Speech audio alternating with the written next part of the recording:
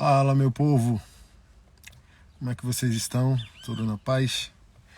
Passando aqui para compartilhar essa live com vocês, os danos sociais dos próximos 4 anos de esquerdismo no país. Como isso nos prejudicará? De que forma? Porque o evangélico bíblico ele é contrário totalmente a qualquer tipo de esquerdismo, seja ele qual for. Meus irmãos, quando nós negligenciamos a missão da igreja, nós permitimos que alguém substitua a função da igreja. Extrema esquerda, extrema direita são falsificações da responsabilidade que a igreja deveria assumir. Em um extremo, nós vemos a falsificação da justiça social por meio da esquerda. De um outro extremo, nós percebemos a falsificação da moralidade por meio do conservadorismo e das políticas à direita. Nós estamos sempre chegando atrasados, como o povo de Deus. Não conseguimos perceber o dano futuro que extremos ideológicos colocará a igreja. Por exemplo, Mateus capítulo 5, verso 20, o Senhor Jesus disse aos seus discípulos: se a vossa justiça, de alguma maneira, não exceder a justiça dos fariseus, de nenhum modo vocês entrarão no reino. Então Jesus apelou ao fato de que conservador não é aquele que o aparenta ser, mas aquele que de fato é. Os fariseus, os saduceus e os escribas, eles eram religiosamente conservadores. Eles estavam preservando a tradição. Porém, eles não usufruíram do benefício dessa preservação. Então, eles eram conservadores de fachada. Jesus disse aos discípulos: ouça o que o conservador religioso tem a dizer, mas não imite suas práticas, porque eles não vivem o que pregam. Então, se a vossa justiça, a maneira com a qual vocês compreendem o mundo, não exceder a justiça dos fariseus, vocês não são meus discípulos, vocês não são salvos, vocês não são filhos de Deus. Eu digo isso concernente à falsificação da moralidade por meio dos conservadores. E lá em Mateus capítulo 25, a partir do verso 33, onde Jesus colocará à sua direita as ovelhas e os bodes à esquerda, e ele estava falando da justiça do reino de Deus. Eu estava faminto, preso e nu, ferido, vocês cuidaram de mim, vocês não. E esse texto é muito importante porque ele revela o seguinte: as obras elas não salvam, mas as obras são evidência de salvação. Você não é salvo porque fez algo, mas se você é salvo, você fará algo. Isso evitaria com que a esquerda tivesse tanto sucesso no coração dos jovens, porque a esquerda é uma falsificação da justiça que deveria estar sendo praticada por todo cristão. Se você tem fé em Deus, se você é um cristão, você deveria estar produzindo frutos que não te salvam, mas evidenciam que você é salvo. Porque você não foi salvo só para não ir para o inferno, você não foi salvo apenas para ir para o céu. Você foi salvo de uma omissão, de uma negligência, de uma natureza, de um comportamento, de uma mentalidade. Você foi salvo de um lugar para outro, de uma identidade para outra, de um fruto para outro fruto. Então, irmãos, é esse anseio político. Eu estou triste como qualquer outro conservador nesse país. Mas não estou excessivamente triste porque eu não dependo de políticos para ser corpo de Cristo. Eu tenho uma missão antes de ter um direito cidadão de apoiar um projeto.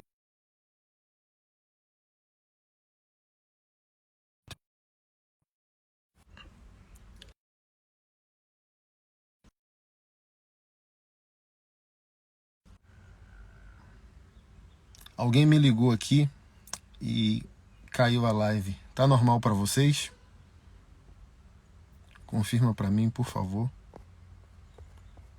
Eu acho que deu uma travada. Confirmem para mim se chega para vocês.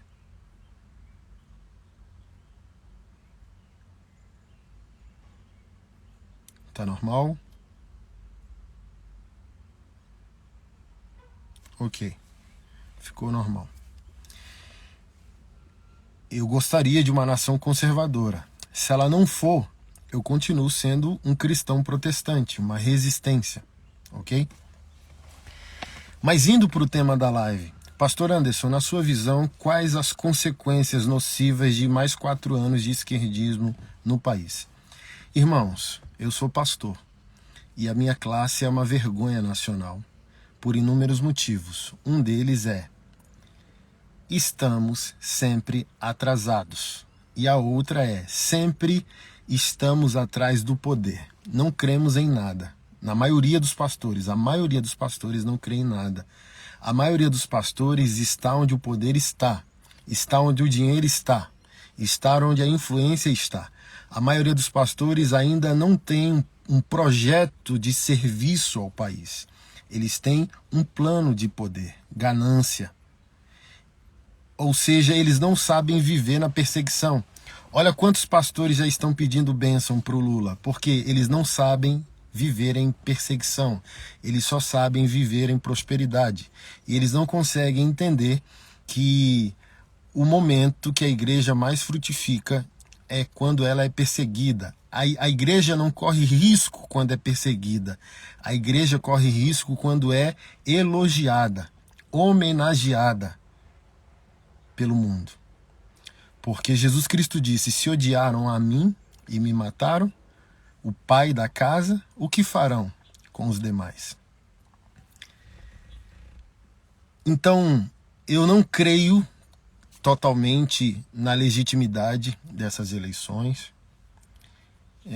Não posso falar muito porque não tenho evidências para isso, mas meu coração não descansa que esse foi um processo normal, sem intervenções, ok? Mas, de alguma maneira, milhões de pessoas votaram em Lula. Ou seja, eu disse isso: essas eleições vão ser definidas por idolatria ou por adoração. E de fato ela foi definida por idolatria. As pessoas querendo uma cervejinha, as pessoas querendo uma picanha, e as pessoas revelando que apoiam a partir do que são. O brasileiro é corrupto, nós somos corruptos. Por que o Lula será novamente presidente do país? Porque ele é a representação de um povo corrupto, de um povo rebelde a Deus, de um povo que não ama a verdade, de um povo que não ama a integridade, de um povo que tem uma ruptura no seu raciocínio moral, de um povo que vota por causa do estômago e não por causa dos seus valores. E aqui, irmãos, nós temos uma responsabilidade pedagógica. Nós estamos lidando com um país imaturo. Temos uma responsabilidade didática, de ensino. Onde estão os pastores? Os melhores professores de um contexto quando eles estão querendo glorificar a Deus. Onde estão esses homens? Por que chegam atrasados? Por que não vivem adiantados? Por que não vivem para ensinar o povo? Estabelecer o povo a partir dos valores do reino. Por que eu digo que nós somos corruptos? Olha o que nós cantamos. A Anitta é a nossa referência mundial, irmão. Uma destruidora de valores, da pureza, da inocência infanto-juvenil. O que você espera de um país nas urnas que diz que a sua representante artística é a Anitta? O que você espera de um país que canta a erotização infantil, a erotização precoce de crianças e adolescentes por meio do funk? Um país que canta imoralidade sexual, traição, adultério através do forró, através do sertanejo. Como você espera que esse povo se manifeste nas urnas? Lula foi eleito por causa de um povo que quer sexo livre e quer picanha e cerveja. A gente não foi para as urnas porque a gente crê em algo, porque a gente está defendendo algo. Pelo contrário, a gente foi para as urnas em desprezo, eu não creio em nada. Então eu vou me comportar de qualquer maneira nessas urnas. É aqui que a igreja não entende que ela está atrasada no ensino. Luz do mundo, sal da terra, lembra Mateus 5,13? Nós somos o farol do mundo e não a lanterna do mundo. Conheceram a igreja por meio daquilo que a igreja proíbe, quando deveriam conhecer a igreja por aquilo que a igreja vive, que a igreja pratica, que a igreja externa. Mas pastor Anderson, o que vai acontecer nos próximos 4 anos? Querido, pode acontecer coisas muito boas, porque o espírito do anticristo será algo positivo. O espírito do anticristo trará paz, prosperidade. Olha como o Lula já mudou o discurso dele. Está mudando cada vez mais. Já é conservador, já é contra o aborto, já não é a favor da perseguição da igreja, sabe? Então, o espírito, a atuação do anticristo não vai ser algo caótico a início. Não, vai ser algo bom. Vai trazer equilíbrio, equidade, igualdade, inclusão, vai falar de justiça. Então, pode ser muito bom aos olhos imaturos da maioria o que vai acontecer nos próximos 4 anos. Mas não tem esquerdismo com isenção filosófica. O que eu quero dizer com isso?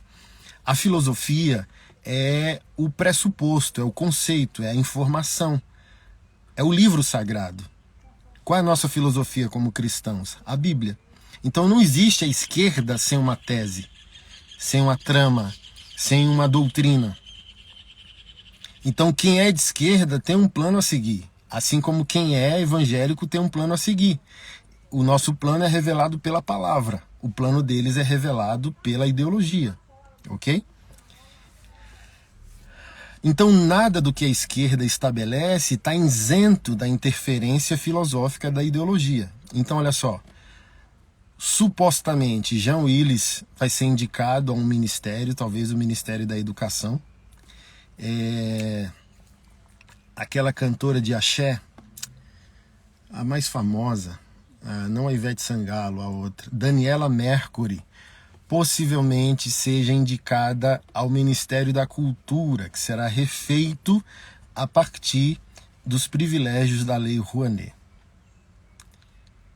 Em 4 anos, o que vai acontecer com o nosso país, na cabeça das crianças e dos jovens, se esses 2 nomes forem da equipe do Lula? Assim, ó, você não precisa de mais nada nesse mundo. Só Daniela Mercury e Jean Willis sendo indicado ao ministério. Assim, ó, o legado da morte já foi estabelecido, acabou. Porque o Jean Willis vai empurrar toda a pauta LGBTQIA+, vai marginalizar qualquer oposição cristã evangélica na pedagogia, no escopo pedagógico do MEC. A Daniela Mercury vai usar toda a estrutura estatal para colocar a filosofia de esquerda no melhor cavalo de Troia que existe, que é a cultura e a arte. Acabou. Porque é isso. Quem decidiu as eleições agora? Se não houve manipulação? A juventude desse país. A juventude desse país. E onde que eles conseguem a mente da juventude desse país? Educação e cultura. Mas por que eu digo para você que eu estou triste, mas não estou tão triste assim? Porque eu estou trabalhando. Porque eu sou um cristão evangélico. Porque eu sou um protestante. Porque eu não estou parado, porque eu sou o corpo de Cristo. Se eu não fizer, ninguém fará. Se eu não movimentar Deus, ninguém vai movimentar. Eu sou a parte visível de Deus. Então, se a esquerda se estabelecer, eu tenho um grande privilégio de, como corpo de Cristo, manifestar, expor, revelar o meu Deus, sua vontade, seu projeto, por meio do evangelho por meio da igreja. Então, o lado bom disso tudo é que quem se importa não pode ficar parado. Quem se importa tem que produzir, não é só protestar, não é só fazer textão de internet, é ir para o campo de batalha. Produzir, amar, plantar igreja, criar projetos. Você quer o melhor projeto?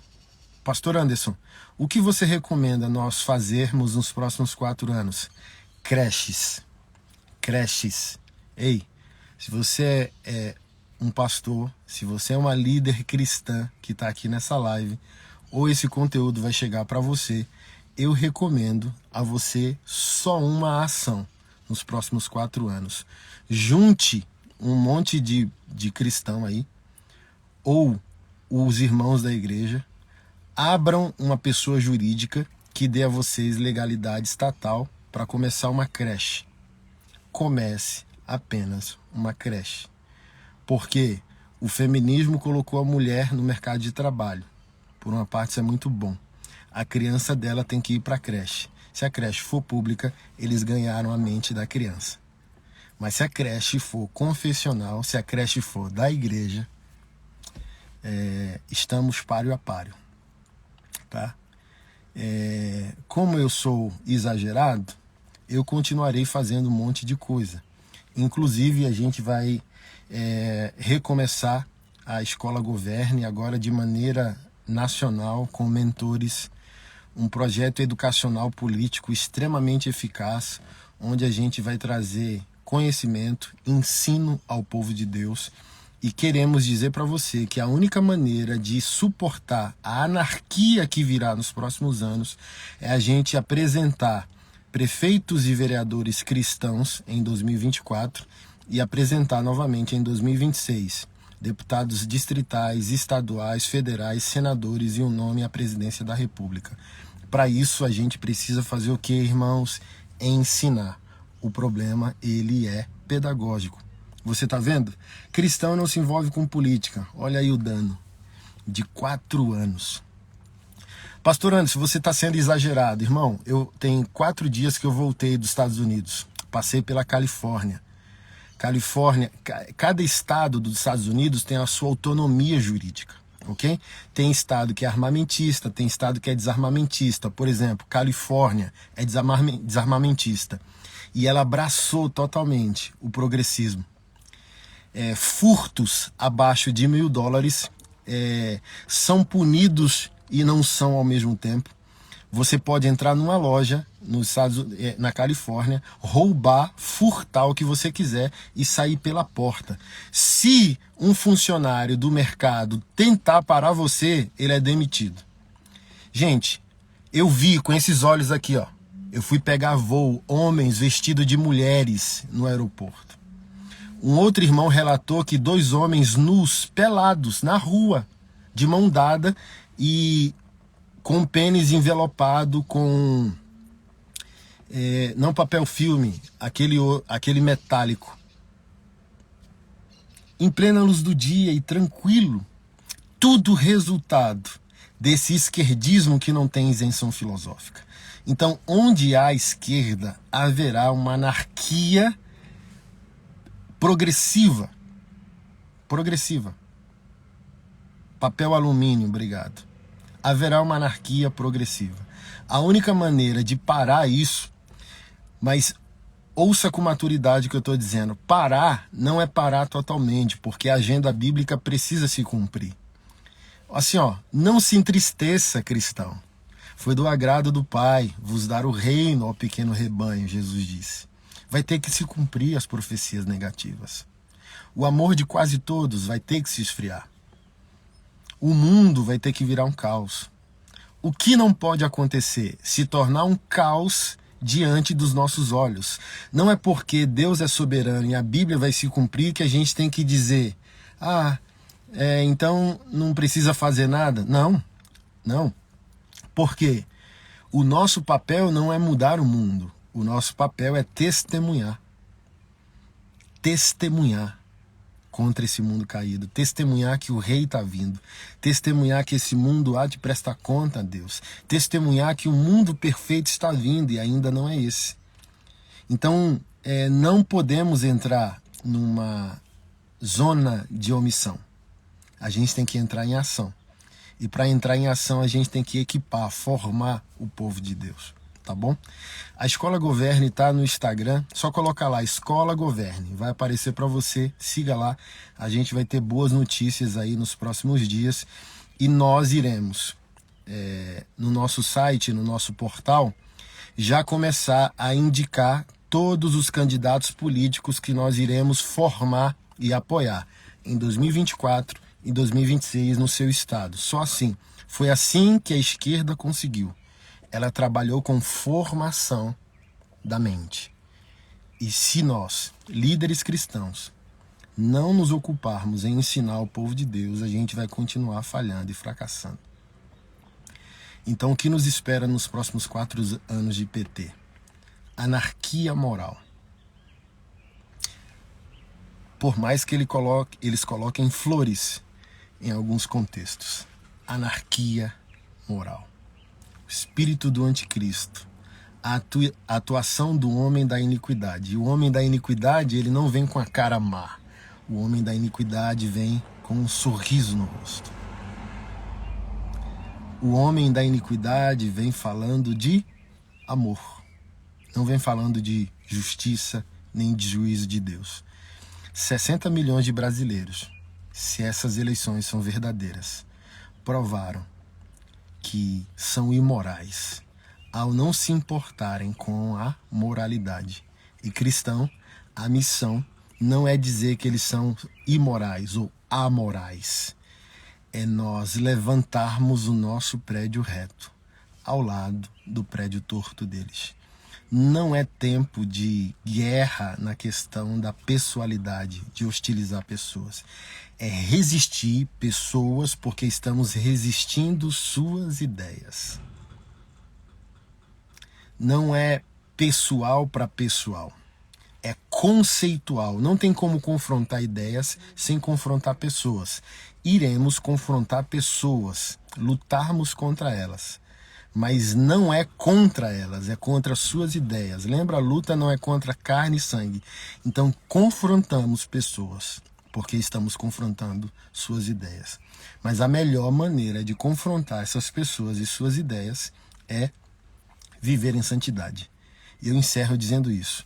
Seu melhor partido político é o seu lar. Seu país começa na sua casa. Apresente a si mesmo como um presente ao mundo. E começaremos, de fato, uma verdadeira mudança. Deus te abençoe.